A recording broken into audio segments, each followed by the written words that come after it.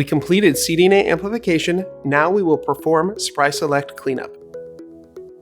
We removed the cDNA amplification product from the thermal cycler. We have the SPRIselect reagent. Vortex until fully resuspended. Aspirate 60 microliters of SPRIselect reagent for each sample. After aspirating the desired volume of SPRIselect reagent, examine the pipette tips before dispensing to ensure that the correct volume is being transferred. Add the SPRIselect reagent to each sample in the tube strip and pipette mix 15 times with the pipette set to 150 microliters. Pipette mix thoroughly, as insufficient mixing of sample and SPRIselect reagent may lead to inconsistent results.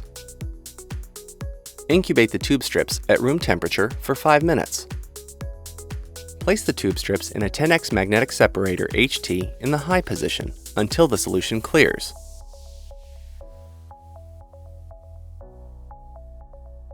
Carefully transfer the recommended amount of supernatant to a new tube strip without disturbing the pellet. Maintain at room temperature. Please refer to the protocol-specific user guide for details. Do not discard the transferred supernatant, as this is used to prepare the feature barcode library. If you are only preparing gene expression libraries, you may discard the transfer supernatant at this step. If there is additional supernatant remaining in the tubes with the pellet, remove and discard this remaining supernatant without disturbing the pellet. Do not discard the tube strips containing the SPRI pellet, as this contains cDNA that will be used to prepare the gene expression library. Next, we will immediately proceed to pellet cleanup. We have freshly prepared 80% ethanol. First, add 200 microliters of freshly prepared 80% ethanol to the pellet. Wait for 30 seconds. Carefully remove and discard the ethanol wash. We perform this 80% ethanol wash twice. After the second ethanol wash, centrifuge the tube strips briefly and return them to a 10x magnetic separator HT in the low position. Remove and discard any remaining ethanol. After removing the residual ethanol, let the samples air dry for 2 minutes. Do not exceed 2 minutes, as this will lead to decreased elution efficiency. Remove the tube strips from the 10x magnetic separator HT. Add 41 microliters of buffer EB. Pipette mix 15 times with the pipette set to 35 microliters and incubate at room temperature for 2 minutes. After 2 minutes, place the tube strips in a 10x magnetic separator HT in the high position until the solution clears.